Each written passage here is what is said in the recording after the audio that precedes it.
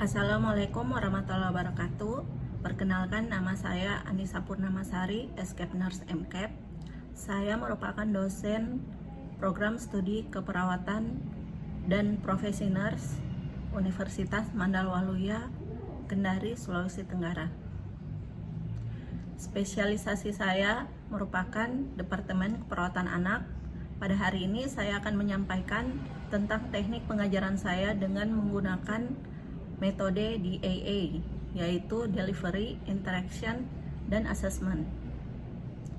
Pada kesempatan ini saya akan menjelaskan salah satu mata kuliah saya yang berbobot 2 SKS, yaitu mata kuliah Keperawatan Anak 1 yang biasanya dipelajari di semester genap. Adapun capaian pembelajaran mata kuliah ini terdiri dari sikap, pengetahuan, keterampilan umum, dan keterampilan khusus, yaitu yang pertama, mampu memahami konsep keperawatan anak dalam konteks keluarga. Yang kedua, mampu melakukan simulasi asuhan keperawatan kepada anak sakit akut serta keluarganya dengan mengembangkan pola pikir kritis, logis, etis, dan menggunakan komunikasi terapeutik dan memperhatikan aspek budaya serta menghargai sumber etnik, agama, atau faktor lain dari setiap pasien yang unik. Ketiga, mampu mendemonstrasikan intervensi keperawatan baik mandiri maupun kolaboratif pada anak sehat atau sakit akut dengan menerapkan konsep ilmu dasar keperawatan dan ilmu keperawatan dasar sesuai SOP, serta menerapkan prinsip traumatic care, legal, dan etik. Yang keempat, mampu menjalankan fungsi advokasi bagi anak atau keluarga untuk mempertahankan hak klien agar dapat mengambil keputusan untuk dirinya. Yang kelima, mampu melakukan kerjasama dengan sumber kesehatan yang ada di masyarakat, melakukan rujukan pasien, mendokumentasikan pengkajian MTBS dengan benar, mendemonstrasikan pengobatan MTBS, mendemonstrasikan pendidikan kesehatan pada anak dan keluarga. Selanjutnya, deskripsi mata kuliah keperawatan anak 1 ini adalah mata kuliah keahlian keperawatan yang berfokus kepada respon anak dan keluarganya pada setiap tahap perkembangan, mulai lahir sampai akhir masa remaja, baik dalam keadaan sehat maupun sakit akut, di masyarakat ataupun dirawat di rumah sakit, serta intervensi keperawatannya baik yang bersifat mandiri maupun kolaboratif. Mata kuliah ini juga merupakan integrasi dan penerapan ilmu keperawatan dasar dan ilmu dasar keperawatan yang membantu mengantarkan mahasiswa untuk mendalami bagaimana melakukan asuhan keperawatan profesional atau holistik,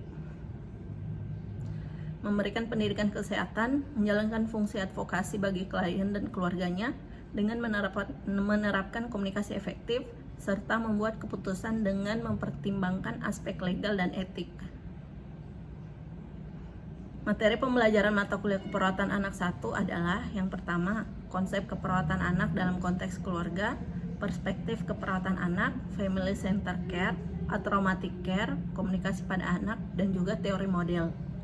Yang kedua, konsep dasar keperawatan anak. Asuhan keperawatan anak meliputi pengkajian, diagnosa, intervensi, implementasi, dan juga evaluasi. Ketiga, tumbuh kembang pada anak, tumbuh kembang anak neonatus hingga remaja, pengukuran tumbuh kembang, dan permasalahannya menggunakan DDST atau Denver Development. Keempat, asuhan keperawatan neonatus, yaitu prematuritas, BBLR, RDS, asfiksia, dan hiperbilirubinemia. Kelima, asuhan keperawatan anak dengan masalah sistem respirasi dan digestif, ISPA, pneumonia, asma, TBC, diare, dan typhoid fever. Yang keenam, asuhan keperawatan anak dengan masalah neurologi dan nutrisi, hidrosefalus, meningitis, kejang, obesitas, dan kurang kalori protein. Yang ketujuh, fungsi dan advokasi pada anak dan keluarga, meliputi pengkajian anak dengan kekerasan fisik, mental, dan seksual. Yang kedelapan, manajemen terpadu balita sakit, meliputi konsep, pengkajian, dokumentasian, dan pendidikan kesehatan MTBS. Adapun sistem pembelajaran dan materi yang akan saya lakukan dalam satu semester Di awal pertemuan, saya melakukan perkenalan membantu membangun keakraban antara dosen dan mahasiswa. Yang kedua, biasanya saya akan membuka diri diskusi, adapun itu bentuknya terkait perkuliahan dalam bentuk diskusi. Kemudian dalam diskusi saya biasanya memotivasi mahasiswa untuk belajar lebih fokus, giat, dan lebih serius. Selanjutnya saya membahas kontrak perkuliahan, di mana membuat kesepakatan bersama terkait proses perkuliahan berjalan, kontrak waktu, termasuk modul perkuliahan agar dapat gambaran pelaksanaan perkuliahan selama 1 semester ke depan. Selanjutnya saya akan mencoba mengetahui pemahaman masing-masing mahasiswa terkait konsep keperawatan anak 1 melalui case study. Kemudian pada pertemuan pertama dan kedua, pembahasan terkait konsep perspektif keperawatan anak dalam konteks keluarga, family center care, konsep atraumatic care, komunikasi pada anak, dan teori model, di mana subcapaiannya adalah mahasiswa mampu memahami konsep keperawatan anak dalam konteks keluarga. Yang kedua, selanjutnya pertemuan ketiga dan keempat adalah konsep dasar keperawatan anak, di mana asuhan keperawatan pada anak meliputi pengkajian, diagnosa, intervensi, implementasi, dan evaluasi, di mana subcapaiannya adalah mahasiswa mampu memahami konsep asuhan keperawatan anak dalam konteks keluarga. Kemudian pertemuan kelima dan keenam, konsep tentang pengukuran tumbuh kembang pada anak dengan menggunakan DDST, di mana subcapaian materi ini adalah mampu memahami konsep keperawatan anak dalam konteks keluarga. Kemudian di pertemuan 7, asuhan keperawatan neonatus meliputi prematuritas, BBLR, RDS, asfiksia, hiperbilirubinemia, yaitu di mana subcapaiannya yang diinginkan adalah mahasiswa mampu memahami konsep asuhan keperawatan pada neonatus. Kemudian di pertemuan ke-8 itu saya melaksanakan ujian tengah semester. Setelah itu dilanjutkan ke pertemuan 9, asuhan keperawatan pada sistem respirasi anak meliputi ISPA, pneumonia, asma, TBC, dan sistem digestif anak seperti diare, typhoid fever, serta dampaknya terhadap pemenuhan kebutuhan dasar manusia, itu dalam konteks keluarga. Nah, untuk subcapaian materi ini yaitu mahasiswa mampu memahami asuhan keperawatan pada anak dengan masalah peradangan pada sistem respirasi dan sistem digestif. Untuk pertemuan 10, asuhan keperawatan anak, hidrosefalus, meningitis, kejang, obesitas, dan kurang kalori protein, di mana subcapaiannya materi tersebut mahasiswa mampu memahami asuhan keperawatan pada anak dengan masalah neurologi dan nutrisi. Kemudian pertemuan ke-11 dan 12, pengkajian anak dengan kekerasan fisik, mental, dan seksual. Untuk capaian materinya adalah mahasiswa mampu memahami tentang fungsi dan advokasi pada anak dan keluarga. Untuk pertemuan terakhir, mampu melakukan kerjasama dengan sumber kesehatan yang ada di masyarakat, melakukan rujukan pasien, mendokumentasikan pengkajian MTBS dengan benar, mendemonstrasikan pendidikan kesehatan pada anak dan keluarga. Subcapaian materi adalah mahasiswa mampu memahami manajemen terpadu balita sakit atau MTBS, konsepnya, pengkajiannya, pendokumentasiannya, dan pendidikan kesehatan melalui MTBS. Kemudian pertemuan 16 melakukan ujian akhir semester. Itulah gambaran pembelajaran perkuliahan keperawatan anak 1 yang saya ampu selama 1 semester. Adapun rujukan pembelajaran sebagai bentuk strategi delivery, proses penyampaian materi ke mahasiswa dengan menggunakan beberapa strategi, yaitu buku textbook, diantaranya menggunakan Nanda untuk International Nursing Diagnosis, kemudian untuk NOC-nya menggunakan Nursing Outcome Classification, dan juga untuk intervensi keperawatannya menggunakan NIC atau Measurement of Health Outcome dan Nursing Intervention Classification.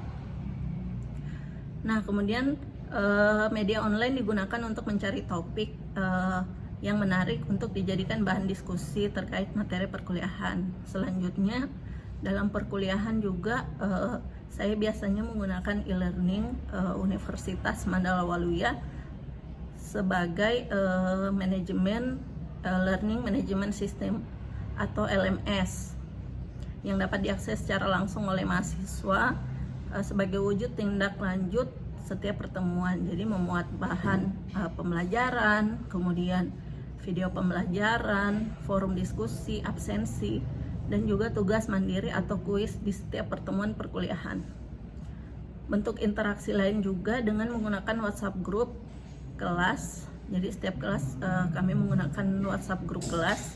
Kemudian diskusi kelas terkait kendala-kendala selama proses perkuliahan dapat dilakukan di grup tersebut. Kemudian pelaksanaan asesmen dalam pembelajaran. Dalam proses ini bagaimana cara saya melakukan evaluasi penilaian terhadap mahasiswa. Nah, dengan kriteria penilaian absen 10%, tugas kelompok 20%, performance presentasi 15%, UTS 25%, dan UAS 30%. Selanjutnya saya akan menampilkan proses pengajaran yang saya lakukan pada mata kuliah keperawatan anak 1 secara luring. Selamat menyaksikan dan terima kasih. Assalamualaikum warahmatullahi wabarakatuh. Assalamualaikum warahmatullahi wabarakatuh.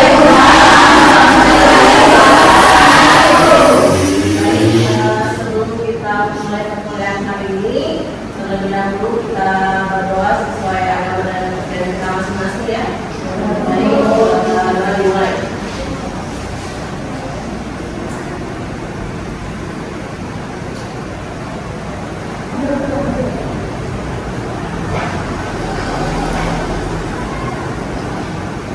Selesai. Oke, untuk pertemuan kita hari ini kita akan membahas terkait asuhan keperawatan anak. Tapi sebelum itu saya absen dulu ya. Yang pertama Selina tadi, Hati Manusia, Yanti, Adel Ananda, Reski, Ayu Febrianti, Nurul Islam, Cantika Marani, kemudian Ana Adinda, Ferry Febriani, Rali Listiani, Rika Adita, Dewi Anggaini, Fertiana, Umaina, Fatiha, Erin, Yuli, Luisa, Linda, Riko, izinnya, Fikriansa, Lilis, Andriani, Tufa, Nurmawati, Cantika, Alandriani, Sulis, Atmawati, Ardita, Odesiti, Nur Aziza, Astrid Melani. Oke, udah ada ya. Baik, sebelum kita masuk ke materi, saya jelaskan dulu tujuan dari pertemuan kita kali ini. Pertemuan kita kali ini pertemuan ketiga ya. Kemudian untuk tujuan dari keperawatan anak itu sendiri untuk mengetahui asuhan yang akan kita berikan pada anak, ya. Untuk lebih jelasnya kita lihat. Nah, asuhan keperawatan sendiri terdiri dari proses perawatan terdiri dari anamnesis, pengkajian, diagnosa, intervensi, implementasi, dan evaluasi. Oke, ada yang tahu? Bisa jelaskan proses keperawatan itu apa? Ya, silakan.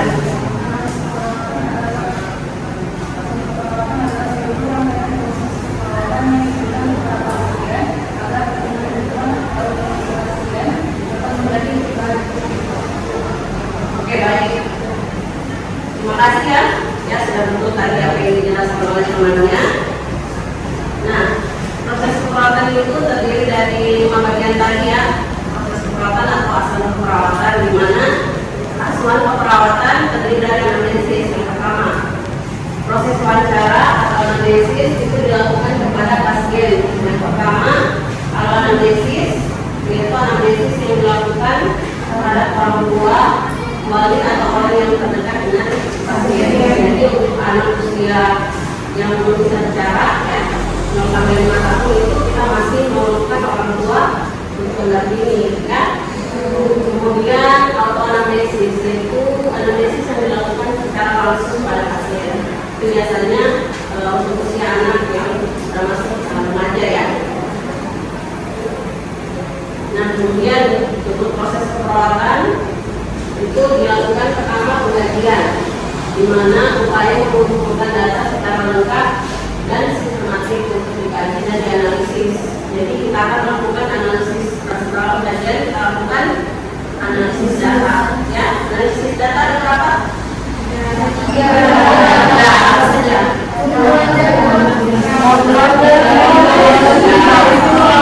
Kita mengkaji pasien, kita melakukan analisis data atau masalahnya, kemudian penyebab dan atau gejala yang ditimbulkan ya. Kemudian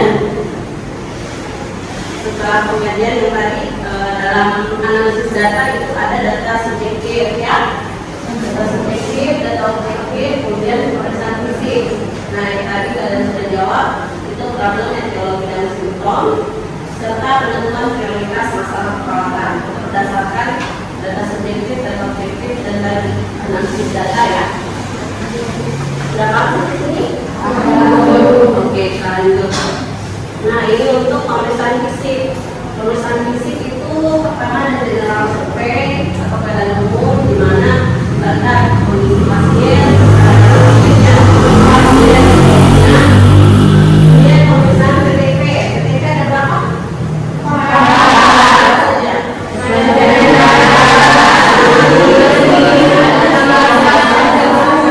Sudah tahu ya. Kemudian antropometri, badan anak, tinggi badan anak ya, tingkat badan atas harus tahu. Kemudian dalam pemeriksaan fisik ada lagi inspeksi, palpasi, produksi sama auskultasi. Nah, kemudian setelah pengkajian kita lakukan diagnosa perawatan. Jadi biasanya kita memakai diagnosa nanda ya, atau pakai STKI juga bisa. Itu dimana diagnosa perawatan adalah suatu pernyataan yang menjelaskan respon manusia atau status kesehatan dengan resiko perubahan pola dari individu atau kelompok, dalam hal ini anak ya, dimana terus secara akuntabilitas dapat mengidentifikasi masalah dan menentukan intervensi. Nah, dalam diagnosa perawatan sendiri ada dua ya, ada aktual sama risiko. Dimana aktual menjelaskan masalah nyata saat ini sesuai dengan data klinik yang nah, sedangkan risiko adalah masalah kesehatan nyata yang akan terjadi ya. Jadi bedanya aktual sama risiko, aktual yang sekarang yang sudah terjadi, sedangkan risiko yang akan terjadi. Jadi itu yang akan dilakukan intervensi. Nah, contoh diagnosa saya ambil contohnya diagnosa nanda ya.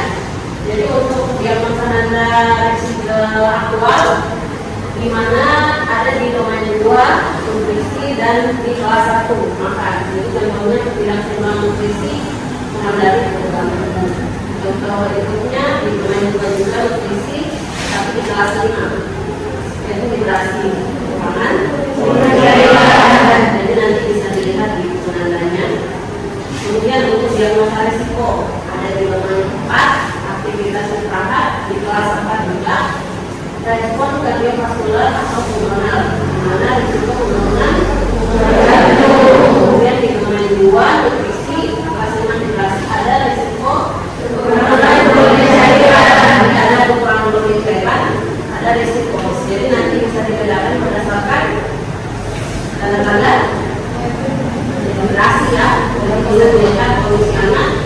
Kalau ada tanda-tanda dehidrasi berarti di aktual, kalau dia sudah dikasih aktor, kalau ada lulus ke gratis ya, nanti bisa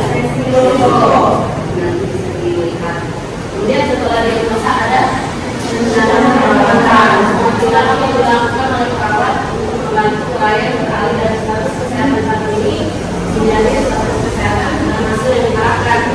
Jadi di rencana perawatan itu ada tujuan, diagnosa, tujuan, kemudian hasil ya, kemudian intervensi. Jadi contohnya diagnosanya misalnya dari akut. Jadi tujuannya setelah dilakukan langsung 3 kali 24 jam, diharapkan dari akut teratasi dengan mereka hasil untuk bisa dibaca di ini ya, di nasi skolnya. Nah, sedangkan untuk intervensinya ada namanya manajemen nyeri, di mana ada teknik farmakologi. Jadi kalau untuk farmakologi perawat yang melakukan ya. Jadi kalau untuk farmakologinya itu kolaborasi dengan farmasi dan dokter ya, dilakukan. Nah, kemudian bisa evaluasi efektivitas dari pengukuran nyeri. Jadi untuk pengukuran nyeri kita lakukan sendiri. Nyerinya dari kalau yang numerik 1 sampai 10 ya, jadi yang nyeri ringan, nyeri sedang. Nah, ini untuk kolaborasi juga kemudian analisis. Jadi klasifikasi, karakteristik, evaluasi, kualitas ya. Jadi kemudian pemeriksaan obat, dosis. Jadi ada yang benar obat ya, harus dilihat. Itu diperhatikan untuk kemudian intervensinya. Nah, setelah intervensi ada namanya implementasi tahap pelaksanaan dimulai setelah rencana tindakan disusun dan ditentukan pada nasi berat. Jadi setelah kita melakukan intervensi, kita mengimplementasi. Jadi dalam implementasi ada diagnosa, kemudian tanggal dan hari dan jam yang akan kita lakukan implementasi ya. Kemudian implementasinya sesuai dengan rencana atau intervensi yang telah kita buat ya. Nah, untuk evaluasi sendiri ada perencanaan evaluasi, ada keberhasilan proses, di mana perencanaan evaluasi memulai kriteria keberhasilan proses dan keberhasilan tindakan perawatan. Sedangkan keberhasilan prosesnya membandingkan antara proses dengan domain atau rencana. Kemudian keberhasilan tindakan dan catatan evaluasi, di mana keberhasilan tindakan membandingkan antara kemandirian pasien dengan tujuan yang telah kita rumuskan sebelumnya dari kita. Kemudian di sasaran evaluasi, proses sasaran perawatan dan hasil tindakan perawatan. Nah, ini untuk contoh hasil evaluasinya, di mana ada 3 bukan tercapai, tujuan tercapai sebagian, tujuan tidak tercapai. Nah, apabila tidak tercapai, apabila pasien telah menunjukkan kebaikan, kemajuan, sudah tidak ada tanda-tanda dari hasil pembelajaran kita sebelumnya ya, kaitan nyerinya. Kemudian tujuan tercapai sebagian, apabila tujuan itu tercapai secara maksimal, tapi masih perlu adanya tambahan intervensi. Oke? Kemudian tujuan tidak tercapai apabila pasien tidak menunjukkan perubahan atau kemajuan sama sekali berdasarkan intervensi yang dilakukan.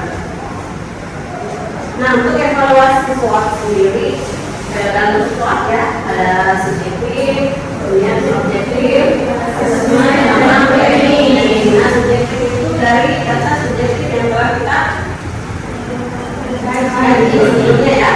Nah, data subjektif tadi misalnya klien mengatakan nyeri masih merasakan nyeri skala 5 ya. Kemudian objektif klien tampak meringis ya, masih meringis. Kemudian TTP-nya tadi kita TTP-nya masuk di data objektif.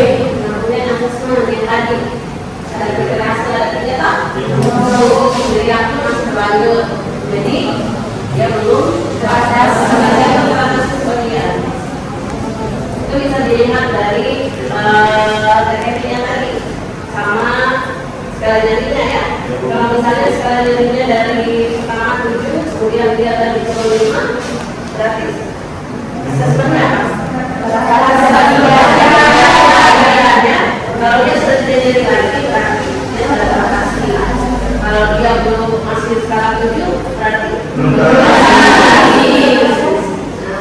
Kemudian di planning rencana tindakan yang akan kita lakukan di intervensi tadi. Kalau masalah yang belum teratasi berarti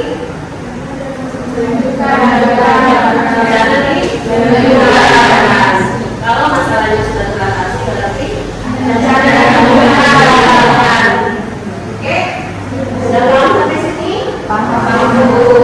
Oke, kalau begitu setelah kita melakukan saya jelaskan tadi untuk asuhan perlakuan anak, ada yang mau ditanyakan?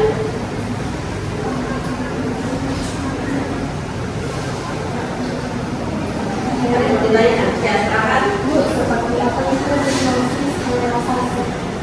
Kenapa? Hipnosis relaksasi tadi ada di Oke, dalam intervensi ya, hipnosis relaksasi itu bagaimana kita melakukan relaksasi pada pasien sehingga nyerinya berkurang, ya. Misalnya dia kata lainnya distraksi ya, distraksi. Bagaimana kita memberikan posisi nyaman pada pasien atau kita melakukan kayak hipnosis terapi tadi. Hipnosis terapi itu bisa pakai hipnosis, ya, bisa pakai aromaterapi, ya, untuk menurunkan skala nyeri pasien. Saya mengerti. Oke, ada lagi yang mau bertanya? Ya, silakan. itu saya itu jika tadi hasil evaluasinya berhasil sebagian itu apakah intervensi yang akan dilakukan intervensi yang kalau kita rencanakan atau intervensi lalu? Ya, bisa intervensi yang sebelumnya, jadi kita sesuaikan dengan pengkajian yang kita lakukan. Kayak tadi nyarinya, berarti mungkin kita pakai hipnosis terapi, berarti kita pakai intervensi, kita lakukan intervensi yang lain. Seperti itu. Kan sudah banyak ya di nanda intervensi, intervensinya tadi classification itu banyak kelas-kelasnya kan. Jadi kita bisa pakai kelas beberapa kelas untuk menambah intervensi yang kita berikan. Oke, kalau sudah tidak ada yang mau ditanyakan, ada yang mau menyimpulkan? Ya, silakan. Baik, kesimpulannya supaya kita bisa mengerjakan atau melakukan atau merawat anak dengan memenuhi syarat dalam proses perawatan yang dimana terdiri dari anamnesis, mempelajari, diagnosa, intervensi, identifikasi, serta evaluasi. Oke, jadi sudah paham ya semua? Bagaimana asuh perawatan? Jadi intinya dalam asuh perawatan pada anak itu sendiri, anamnesis tadi, anamnesis yang kita lakukan. Kalau anaknya masih membutuhkan bantuan dari orang tua, kita menanyakan untuk kajian pada orang tuanya ya. Anamnesis tadi. Kalau yang dia sudah bisa bicara, ya setelah dilakukan kemudian kita lakukan penentuan diagnosa perawatan. Jadi ada diagnosa kedua sama kemudian perencanaan tadi ada tujuan, kemudian hasil dan intervensi. Setelah itu kita lakukan selanjutnya kita evaluasi. Jadi evaluasinya seperti tadi. Oke, mungkin sampai di sini dulu pertemuan kita kali ini. Sebelum kita mengakhiri pertemuan kita, mari kita membaca doa lagi untuk sesuai dengan keyakinan masing-masing. Doa dimulai.